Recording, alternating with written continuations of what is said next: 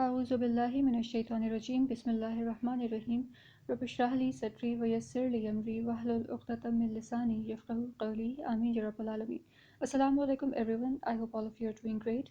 In the previous lesson we did a review of Arab and we classified them into three types, the Rafa, Nasab and Jar forms, and we also enumerated various aspects that each of these Arabs signify. So we know that there are 4 reasons for an ism to be in Rafa form, there are 2 reasons for an ism to be in Jar form, and there are about 21 reasons for an ism to be in Nasab form, but we reduced them to 2 only. Alright, so 2 basic ones. And this lesson is just an it's following up, it's an elaboration for those 4 reasons for an ism to be in Rafa form. Alright, so without further ado, let's dive right into it. As you can see, this board is quite busy, but we are going to divide it in 4 sections and then study it. Alright, so ism marfu, it is just a fancy term for an ism in Rafa form. Alright, so no need for any panic if you see this word marfu. Alright, it just means that an ism that has been made Rafa. That is it. Alright, so there are 4 reasons for an ism to be in Rafa form. First, it should be if it is a default state of an ism. Next, if it is a mubtada, if it is a file, or a maf'ul in passive voice. Alright, so let's begin our explanations. Alright, first of all, default state of an ism. What do I mean by that? I simply mean that an ism that hasn't been subjected to any grammatical rules and it just stays here. For example, somebody asks you, what is this? Alright, and they're pointing towards, let's just say, they are pointing towards a pen. Alright, so, and a pen is called qalam in Arabic. Alright, so you're going to say that it's qalamun. Alright, you're never going to say it's qalaman or qalamin.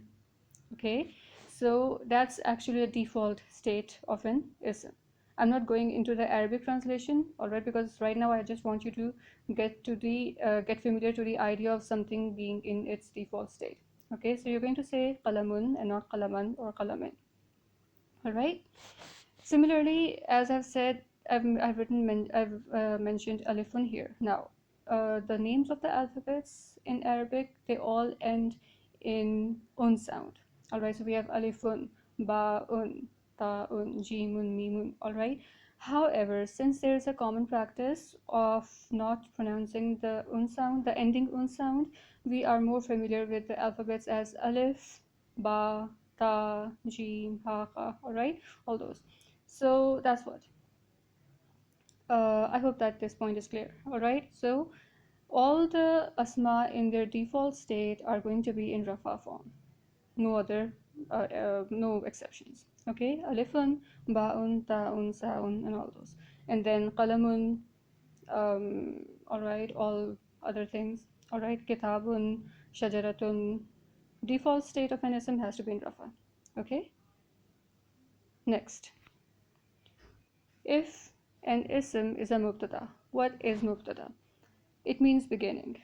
Alright, so someone who might know some bit of Urdu, they must have heard about the word ibtada, and that is beginning. Alright, so it takes its root from this word mubtada. Mubtada is something that begins, with which something is begun. Okay, so it is, in very easy terms, a sentence starter. I promised earlier that I'm not going to use any grammatical terminologies because it is not needed until and unless it is very absolutely necessary. Okay, so inshallah, my aim is to teach without bombardment of grammatical terminologies. Okay, alright, so sentence starters are called mubtada. Let's study some examples. For example, I'm saying simple sentences. I am driving, or this is a cat, or he is a student of Arabic, or whatever. Okay, so have you noticed, I hope that you noticed how the words I, this, he, they are the ones with which the sentence is begun. All right, so these words are called mubtada. All right, and of course they need to be followed by appropriate auxiliary verbs. All right, so that's why now this is mubtada, but since it is nothing without its auxiliary verb, I have to mention it with it. Okay, so its counterparts are as follows. I is ana in Arabic, this is haza, and he or it is huwa. Okay, this is your mubtada. So a sentence, a word with which an ism, with which a sentence starts is a sentence starter, or simply called mubtada. And mubtada has to be in rafa form. All right, this was our second division. Third, an ism which is a fa'il has to be in rafa form. All right, now what is a fa'il? Fa'il is simply a doer. I'm not calling it a subject just now because, as I mentioned earlier, I'm trying to keep the grammatical terminologies to a minimum. All right, so fa'il is simply a doer of an action. Okay, and the fa'il always has to be in rafa form. Let's look at our examples. Nasara Hamidun Waladan. All right, so this is our rafa form and this is our nasab form. What did I say? I said that fa'il has to be in rafa form. So even if you don't read this, if you just know this fact that the fa'il has to be in rafa form, you'll be able to work out who helped, all right, and who was helped, because the maf'ul is the one that receives an action. So waladan, since it is mansub, all right, therefore it is the object or simply maf'ul, and hamidun, since it has the flag of rafa tanween on it, it is fa'il. And helped, this simply means helped, okay, in past tense. Next, a boy helped Hamid. Let's clear it up. All right, a boy helped Hamid. Now, in this sentence, what I have done is I have simply brought this a boy in place of Hamid. All right. Now, this is what happens in English. In English, the fa'il has to be in the beginning of the sentence, and then the object comes. All right.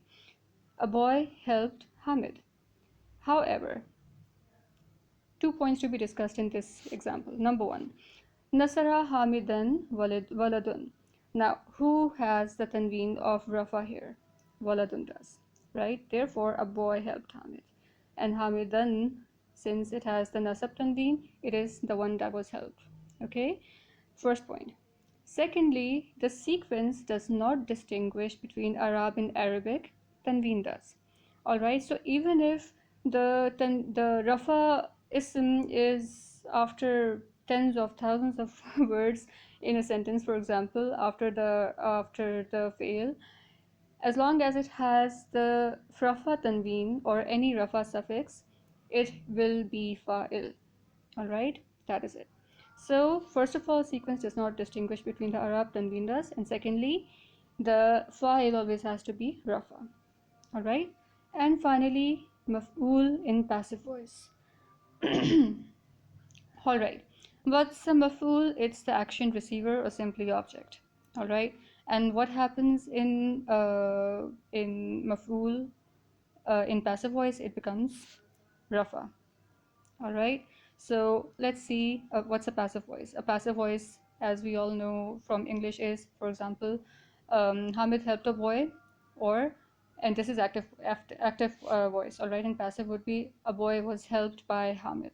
So this by Hamid or by the fa'il, this is what shows us that it's passive voice. All right, and in Arabic, this sign of being passive voice is given by this pattern of the verb nusira. All right, so the first root letter carries pesh, second one carries kasra, and the third one carries a fatha or zabar.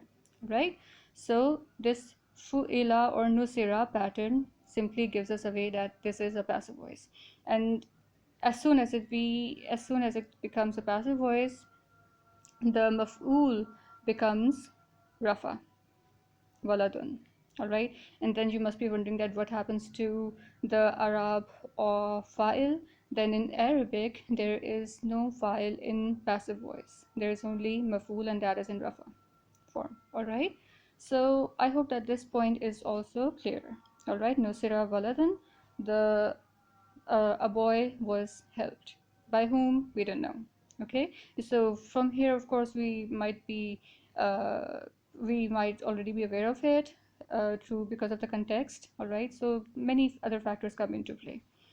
All right, so the basic things are just these: that the maf'ul is in rafa form and passive voice. All right, so just to summarize it all up, we now know all these 4 points in ism marfu, and default state of an ism is in rafa form, a mubtada is in rafa form, a fa'il is in rafa form, and a maf'ul in passive voice is in rafa form.